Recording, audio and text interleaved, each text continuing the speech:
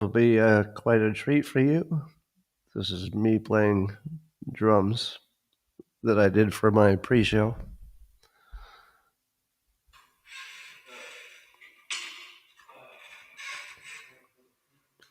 This is this is how bad I am. Come on. Yeah, I'm not gonna do that. Instead, how is everybody? Come on in. Come on in.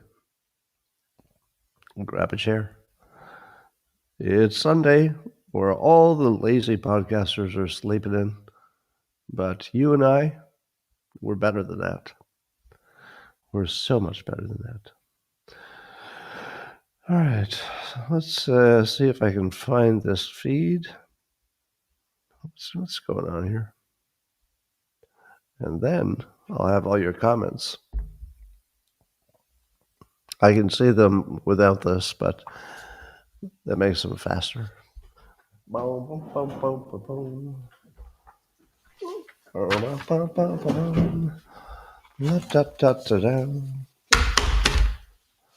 Good morning, everybody, and welcome to the highlight of human civilization.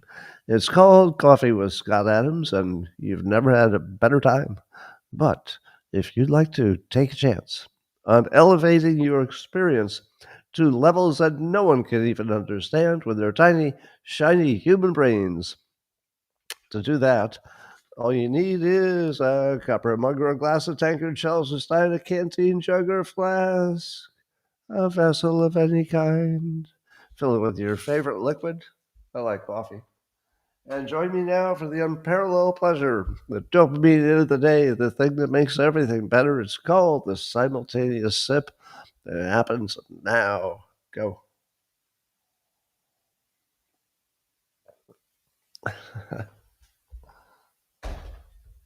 It's kind of amazing to me. As far as I know, Locals is the only platform where the chatters can put pictures. That must not be true, but it's the only one I know of. All right, after the show today, if you're a ex-subscriber of Owen Gregorian, he's going to have a little Spaces event when I'm done. But that's only for people who are subscribing to Owen. And if you're not, why not? You should be. So go over there. Owen Gregorian, you can just search for him on X, you'll find him. Well, there's a new study from the Society for the Study of Addiction. It says that unwanted pregnancies surge with alcohol, but not with cannabis. You know who else knew that? Well, here's yet another example where you kind of save some money by just asking me. Scott, does alcohol make you do reckless things that you regret later? Oh, yeah. Yep, that's what alcohol does. Scott, does marijuana make you more cautious or more of a risk taker? Well, honestly, probably makes you more cautious. No, you didn't need to study this one. I could have pretty much taken care of this. Scott, what do you think? Well, sit down, I'll tell you. But according to the Western Journal and Michael Austin, who's writing, did you know this? That the American marriage stability is very high, actually, historically, and stable.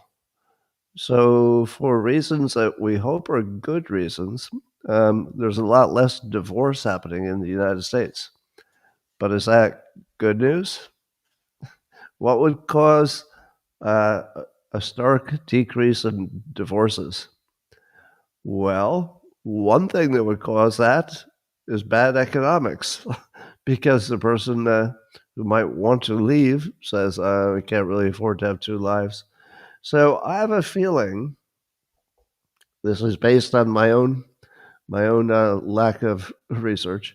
I have a feeling that what we're seeing is a lot of people who have marriages, but maybe they've decided it's just for financial reasons and for the kids, and maybe career-wise. But they're seeing other people. because they're not really a couple anymore. How many of you know somebody who lives as a couple, but long ago they made a friendly agreement that they would see other people and they're just not really a romantic couple? Do any of you know anybody like that? So I wonder how that counts. Does that count as a divorce? Or does that count as still married? I guess it would be still married, right? So I'm not positive these numbers are good news, but hey. Um, Apparently just 15%, 15% of marriages that started between 2010 and 2012 ended in divorce within the first 10 years. Because most of you would have said, I'll bet it's more like half of those people. It was only 15%. Again, might not be good news. It might be just bad economics. Well, you might know that Amazon is going to upgrade their little device whose name I shall not use for fear of activating it, Alexa, but they're going to add AI to it. It's taking a while, so they haven't rolled that out yet. But there's a report that says they're considering putting advertisements on it. Now, I've heard of bad ideas in my time, but can you imagine a worse idea than asking your Alexa what the weather is or something like that and having to listen to an advertisement before it told you the answer? I would use that once, just once. I would never, ever use it again if it gave me an advertisement before it gave me an answer. Now, what might be true is they want to sell subscriptions, and so they want to torture you a little bit with the advertisements that would go away if you got a subscription. So my guess is that while it's true that they might be considering it, I doubt it's the only way you could consume it. So we'll see. There's a startup that does in vitro fertilization stuff that can predict an embryo's IQ. So before you choose which of your embryos to bring to fruition, I guess you can test them all, whichever eggs you got going there, and you can figure out which one would be the smartest one. How many of you think that should be illegal? Well, it's illegal in a lot of countries, it turns out, but it's not illegal in the U.S. In the U.S., you can test the you can test for IQ before you decide to have the embryo brought to full adulthood, I guess. But it can also test for 17 various diseases. So is that all good or is that all bad? Well, maybe it would lower healthcare costs. Maybe there'd be some kind of hidden downside to this that is not obvious. But I can tell you that you will be called a racist if you're in favor of it. And don't get me started about Sweeney. All right. The company name is Herosite. They're like heretics. That's funny. According to Futurism, Victor Tangerman is writing that CEOs are starting to publicly brag about reducing their workforce with AI.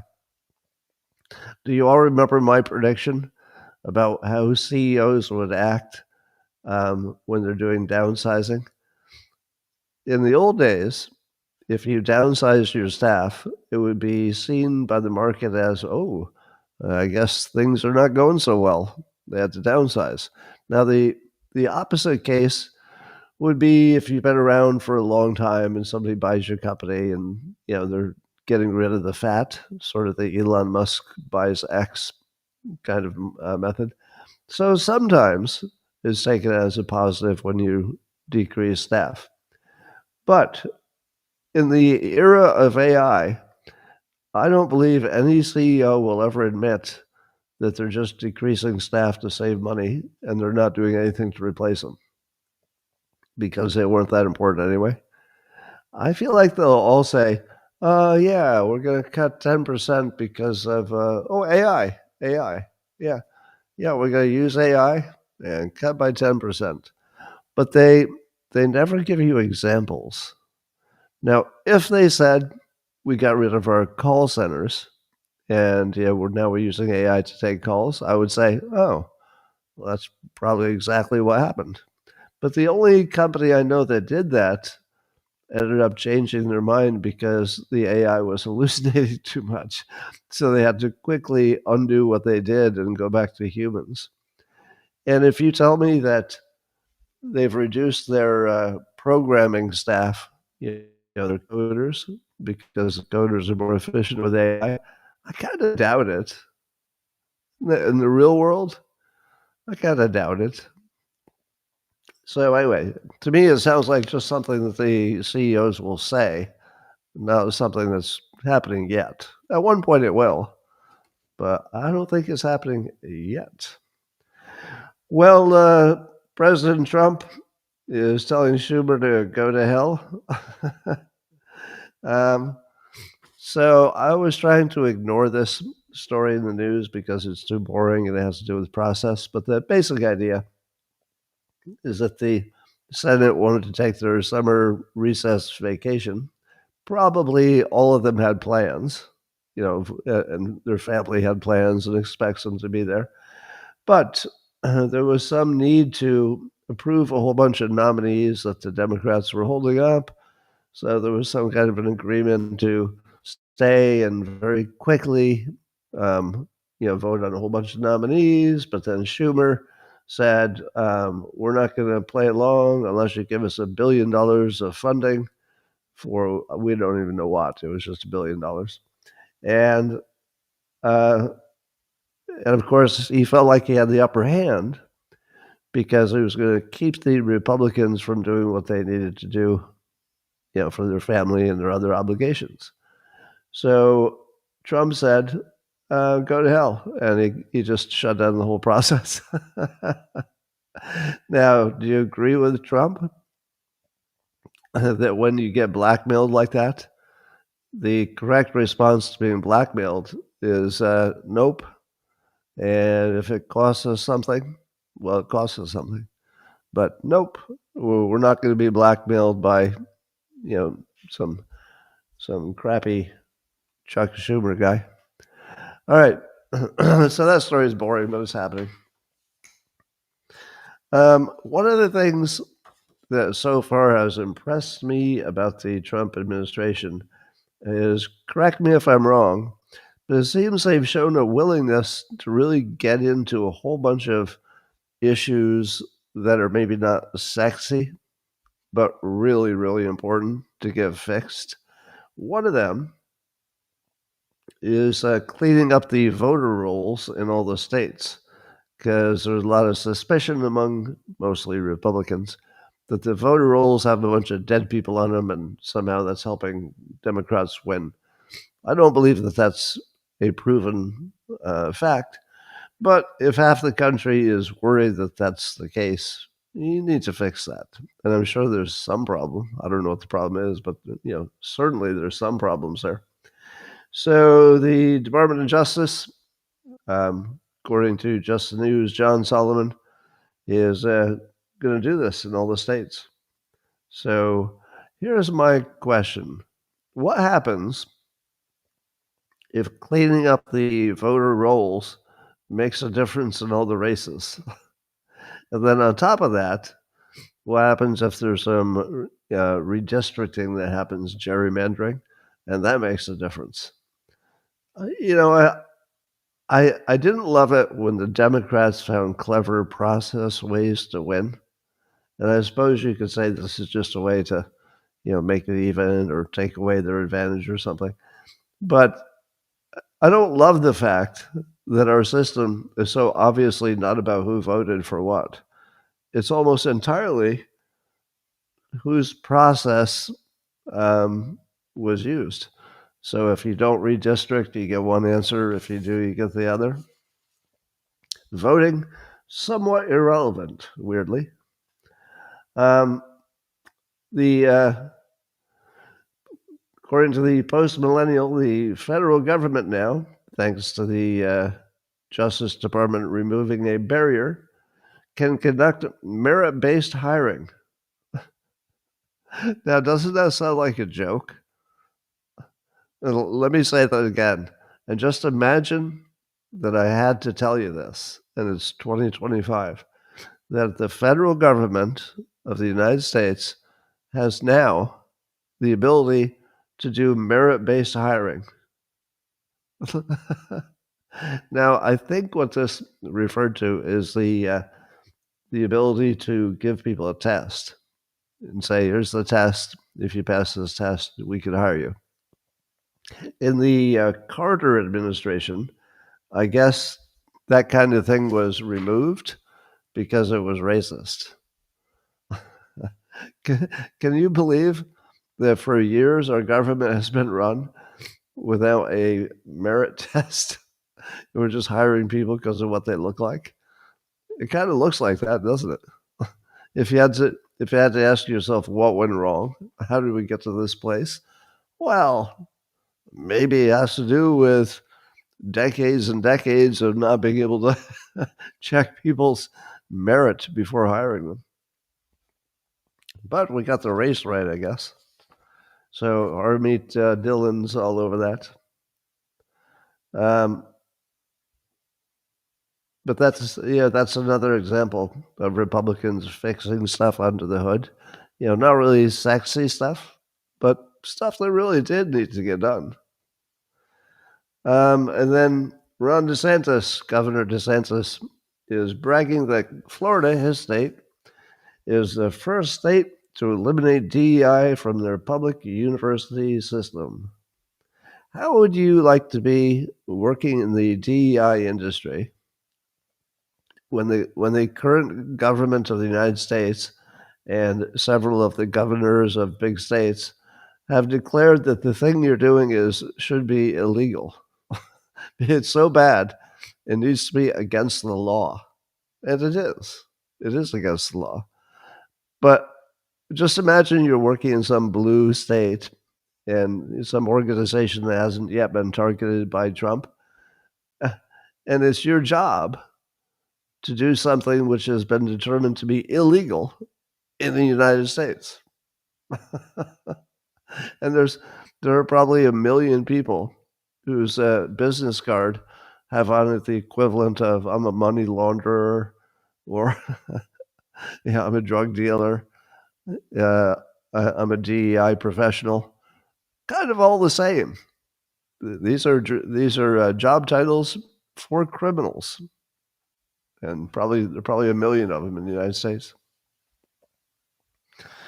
I may have told you that the Department of Energy recently put out a report on climate change, and because it's the Trump administration and not the prior administration, do you believe that they said climate change is an existential risk and we should spend trillions of dollars to fix it? No, he did not say that. They said that it often is being looked at wrong. Climate change may or may not be a real thing, but the way we were addressing it was batshit crazy because we couldn't really change it just in the United States. China and India, for example, are bigger contributors. But so here's what I would say about this. I saw that Judith Curry is a co-author of that paper. How many of you recognize her name? Judith Curry. So she's one of the climate experts who I would say would be a contrarian to the general consensus that climate change is going to kill us all. And she's quite famous and very capable. But I have to be honest, the conclusion of the paper was sort of determined by who they picked to write it. Would you agree? If you pick Judith Curry to be the co-author, you're not wondering how it's going to turn out because she's famous for being a non-alarmist about climate. So you kind of know which way it's going to go. I don't know who her co-author was, but I'm positive it was not a climate alarmist. So here's the trick. If you were a dumb citizen who did not watch the Coffee with Scott Adams podcast, you might say to yourself, these qualified scientists have a different view, and they've made their case. We can compare it to the other cases and just see who's got it right. And that's how science works. It's always being updated. So maybe we need to update it now. Well, okay, that would be the most generous way to look at it. Here's the other way to look at it.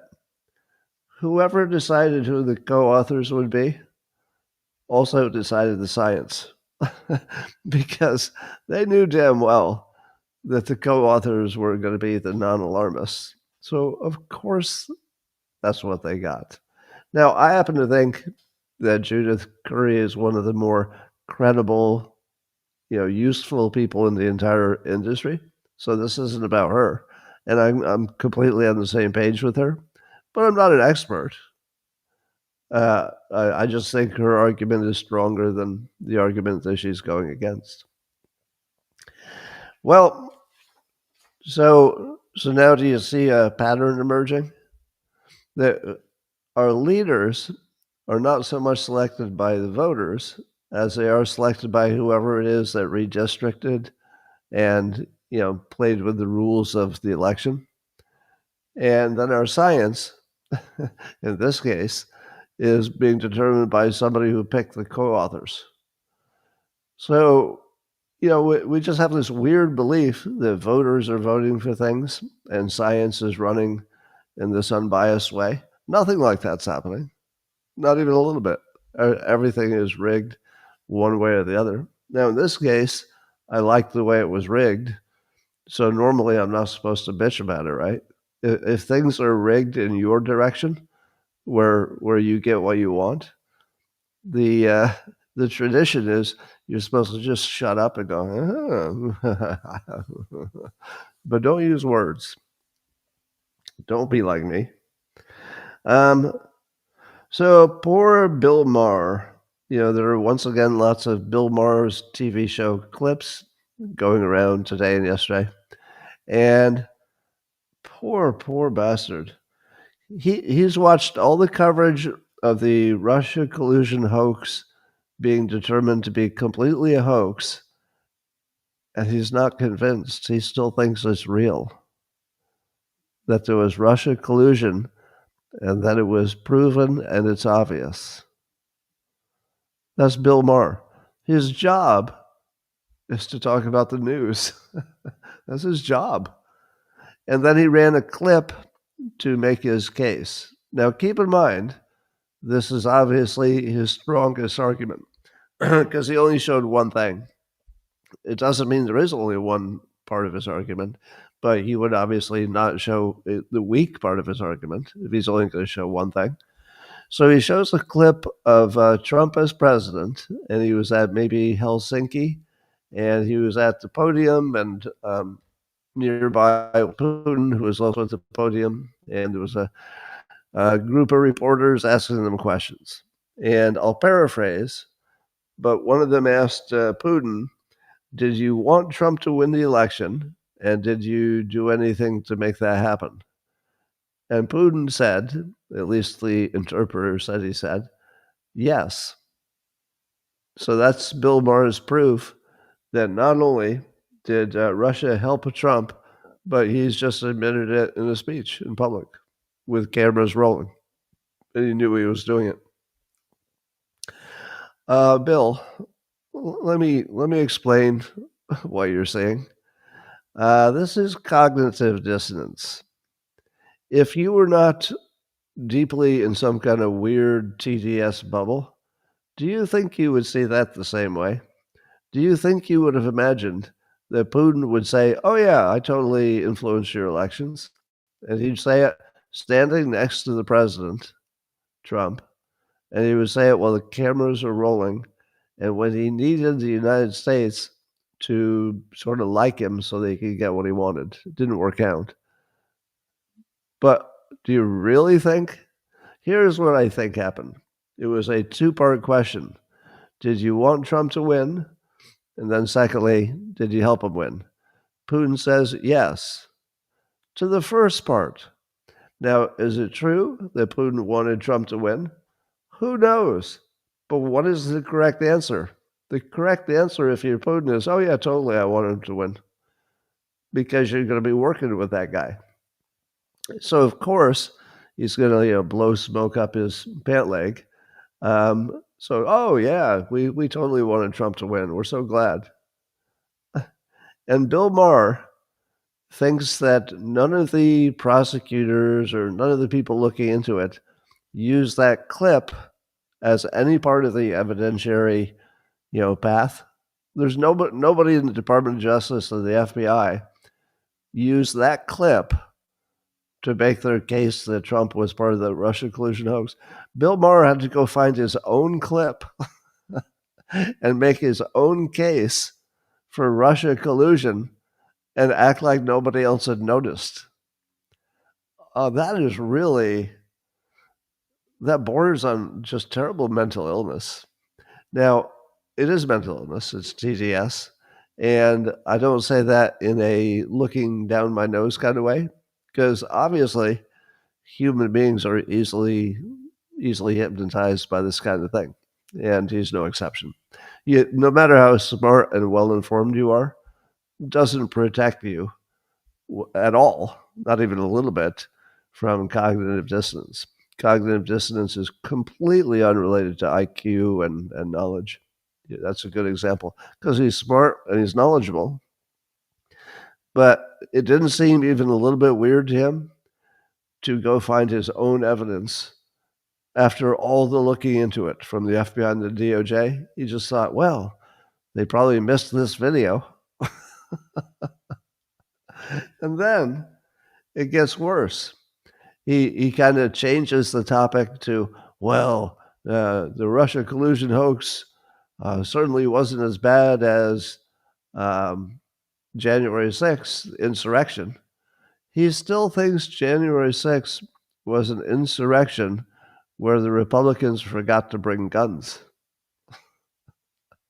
Now, to say that opinion is stupid is generous.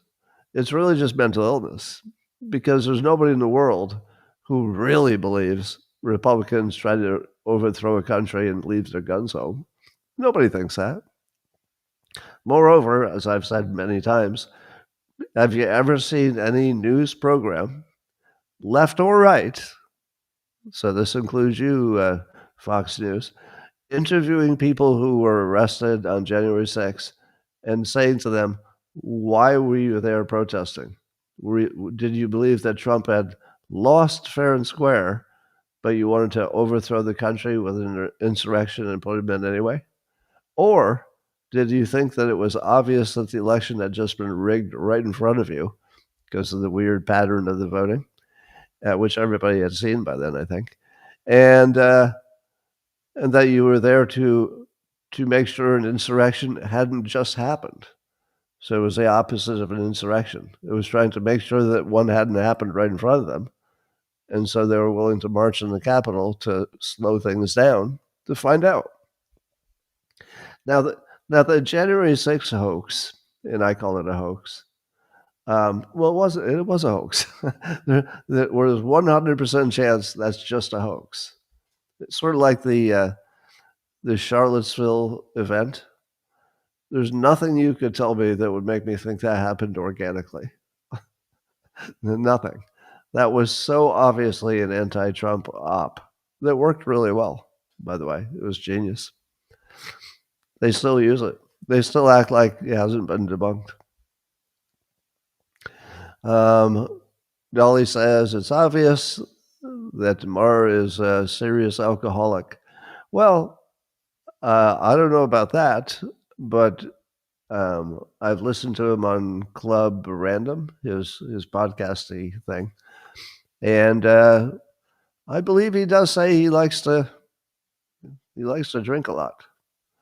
So that may be true. I don't know that he would disagree with you actually. Harry Enton, who's becoming my favorite CNN character, their data and polling expert, he says that Trump's approval has increased, at least with Republicans, since the Epstein drama. The poor Democrats, they're waiting for something, anything, to finally make Trump less popular, at least with his own team. And they're like, oh, this Epstein thing, this is really going to smash him down, and people aren't going to vote for him, and they're not going to show up in the midterms and stuff like that. Well, it turns out that since the Epstein thing came out, Trump's approval on the CNN poll went from 86%, and that's just Republicans, to 88, so it improved. And a Quinnipiac poll went from 87 to 90, so it went up. Now, I assume that the just slightly and temporary reduction in his approval was probably from the tariffs.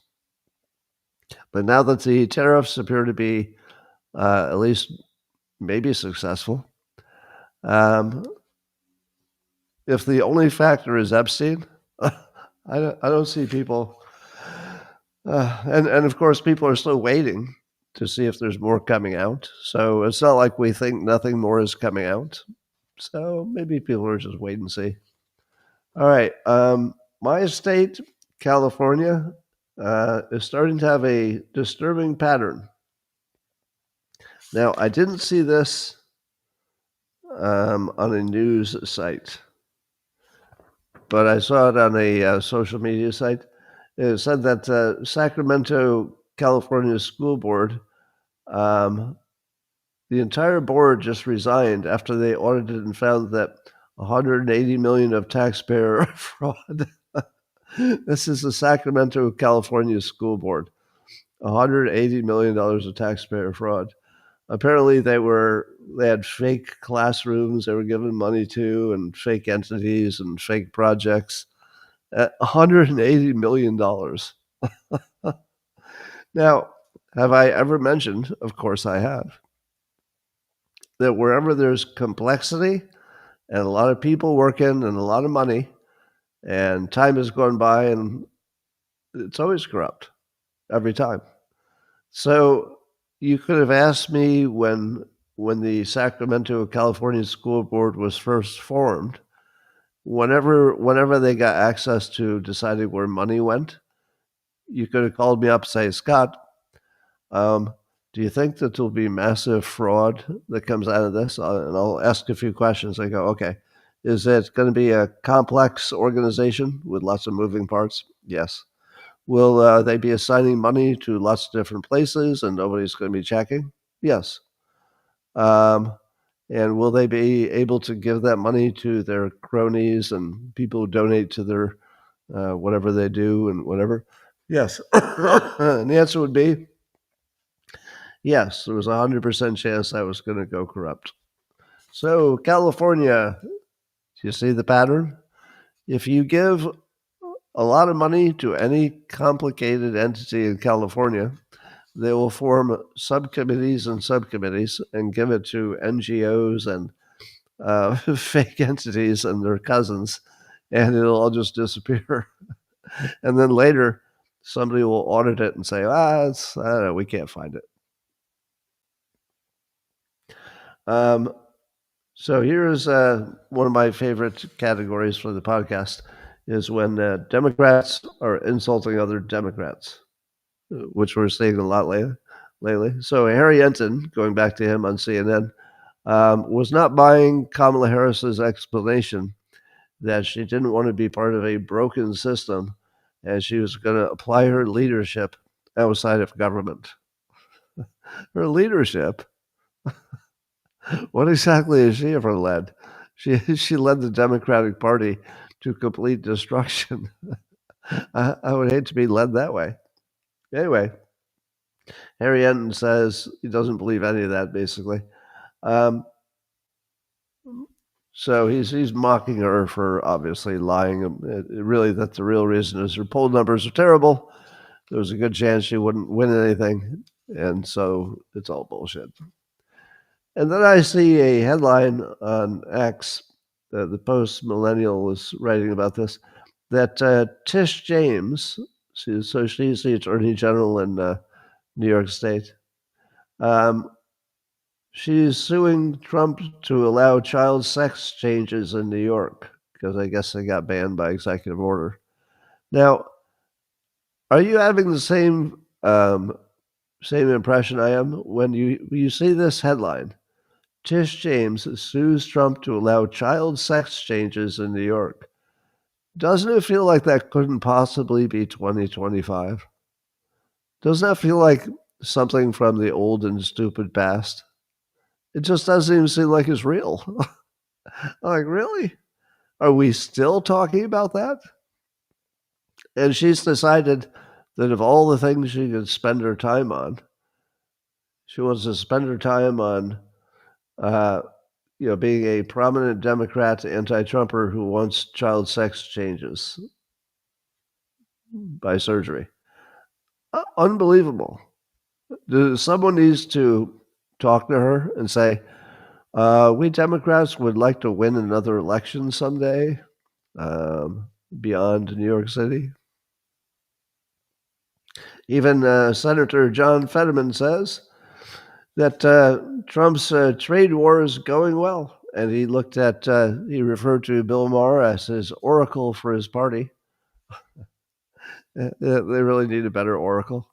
Um, and he says, even Bill Maher says the tariff war stuff looks like it's going to work out. So Fetterman has got something good to say about Trump. And CNN's Michael Smerconish was training his viewers that they lose credibility when they say everything that Trump does is a disaster. Because he pointed out, come on, is it not a good thing that the porous border crossings have slowed to a trickle? Is it not a good thing that our NATO allies have agreed to move from 2% to 5% of GDP? And so here's the thing, is CNN, and CNN is complaining because voters, Democrats, don't have anything good to say about Trump. Now, how could it be that all those Democrats have nothing good to say about Trump? What would cause a situation like that? Oh, I know. They watch CNN. So Smerconish, who I like, by the way, he's a very common sense based guy. So he's an honest broker. But what was left out of that story, and there's obvious reason why, is that the cause of Democrats thinking that 100% of what Trump does is a disaster is that they watch CNN. They don't sit in a room by themselves and come up with that. But to be fair, this was on CNN, so Smerconish, by amplifying the idea that Trump has done a few things right, is changing that. So good for him. But as I often say, our political opinions are not independently arrived at, they are assigned to us by our favorite media. All right. Jasmine Crockett. Oh, this is funny. You all know who Jasmine Crockett is, right? She's the loudmouth idiot Democrat who's just got tons of attention. And she just found out that if Texas gets away with the redistricting, which I think is in question, right? There's some question about whether the redistricting will get approved. But if it does, they're going to draw her out of her own district.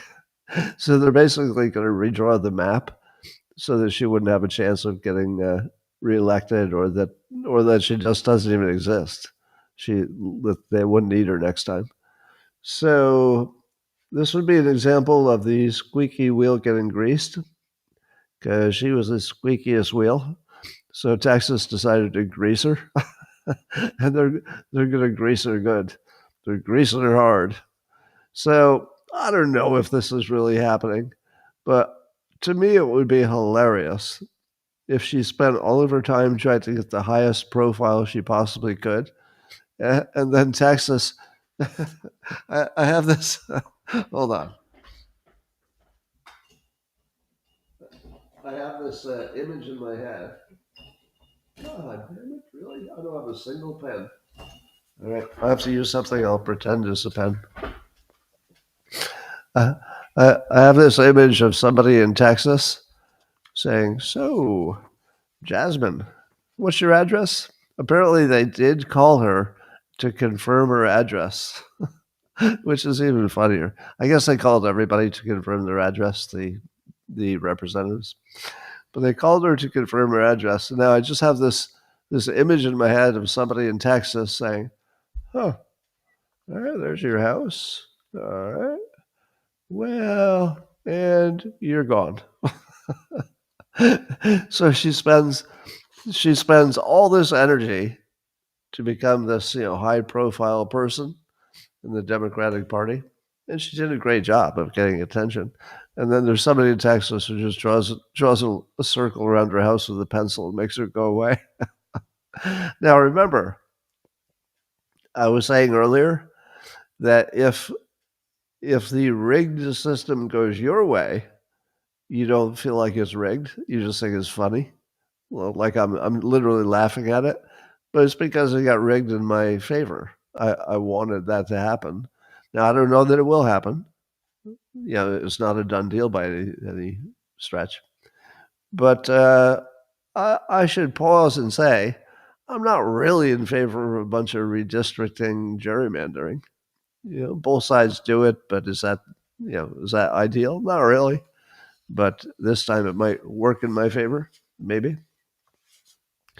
Well, as you know, the president of El Salvador, Nayib Bukele, worked with his government to get rid of term limits so that he could be serving 6-year terms. I think that's up from 4.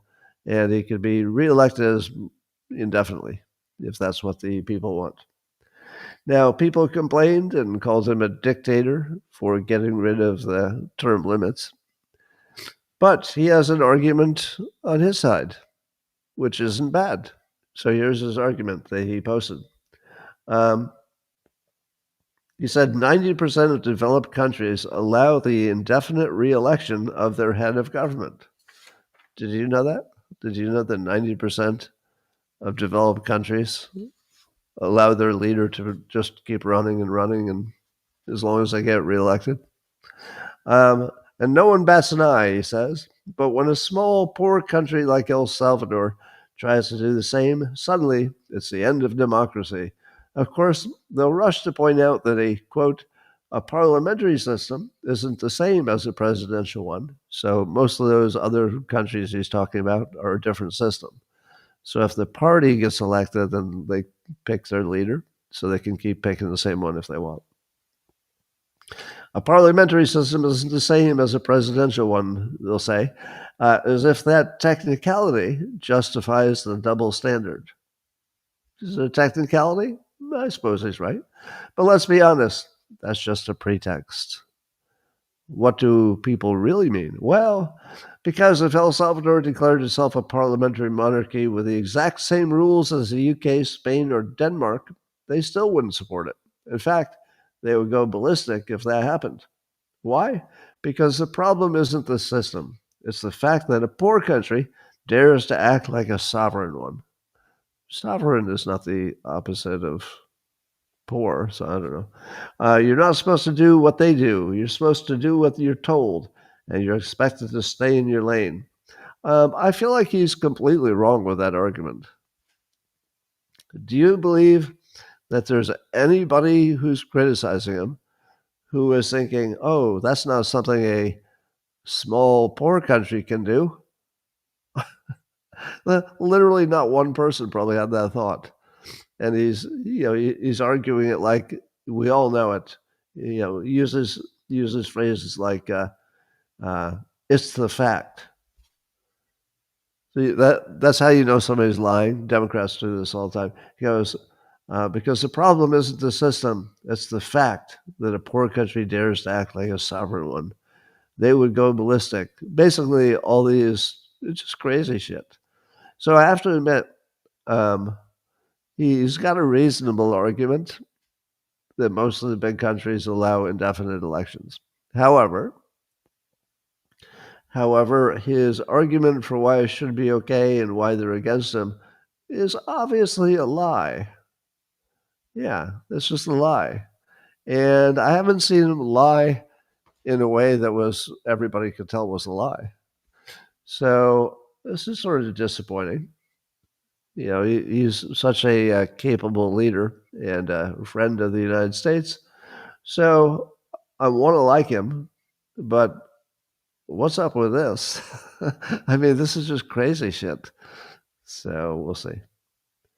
According to Newsmax, Hamas's position at the moment is it won't disarm unless there can be an independent Palestinian state with its capital in Jerusalem.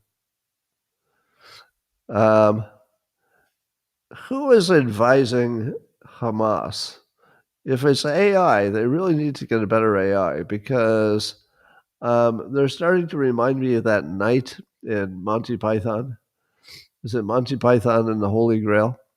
In which the knight is in a sword fight with the other character and he gets his arm cut off and then the other arm, and then both legs, and he wants to keep fighting once he has no arms and no legs. And Hamas is like that now. Like, we got him now. Because Great Britain and France and who else said that they are supporting a Palestinian state. So now Hamas is like, we got him now. But what do you think Israel is saying? I think Israel is saying, well, since our plan is to do everything we want with Gaza, because you guys will never give up, I guess we have a free pass to just keep doing what we're doing. And they do.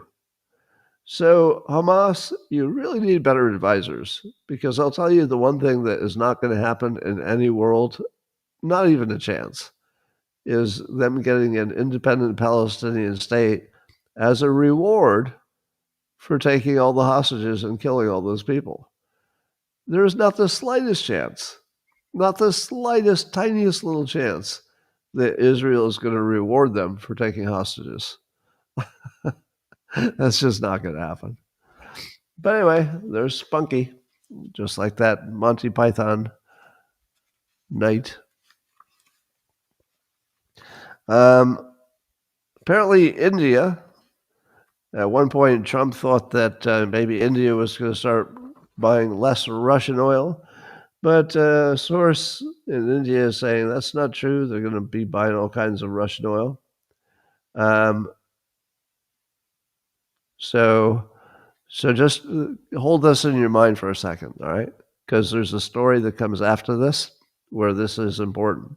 So hold in your mind that India gets most of their oil from Russia, which funds Russia and their war, etc. And Trump very much doesn't want them to be buying that oil from Russia. So hold that in your head, and we're going to move to the next story.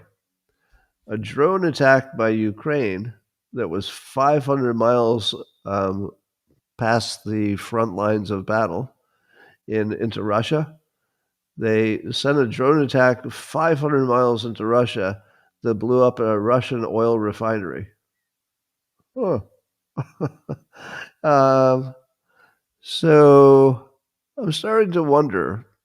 I wonder if all those improved weapons that Trump says he's going to sell to Ukraine, do you think that will include weapons that could, if they wanted to, blow up a bunch of Russian oil assets such that India just wouldn't be able to buy enough oil from Russia because Russia wouldn't be able to produce it?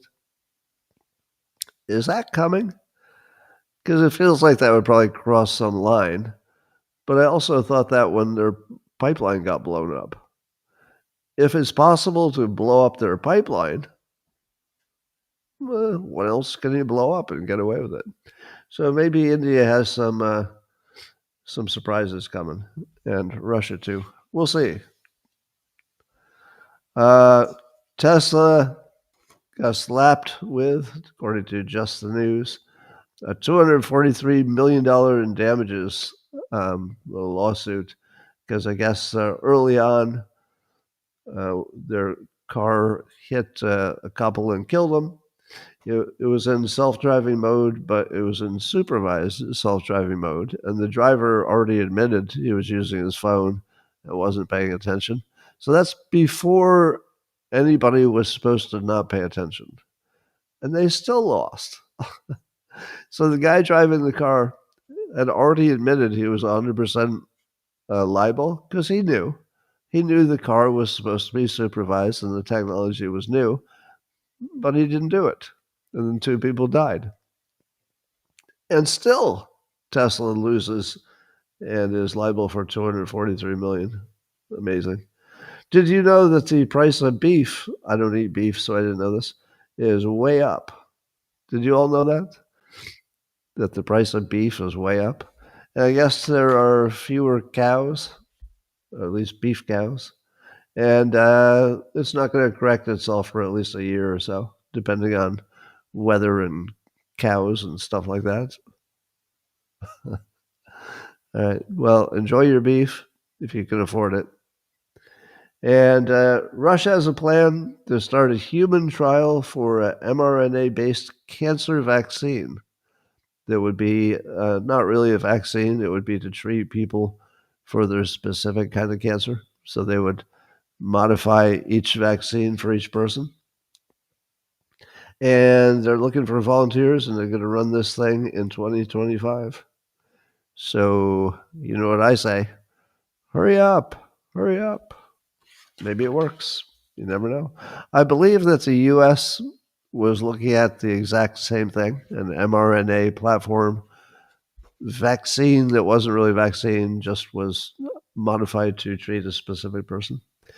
Well, the New Jersey Institute of Technology used AI to find 5 new powerful battery materials that could replace lithium.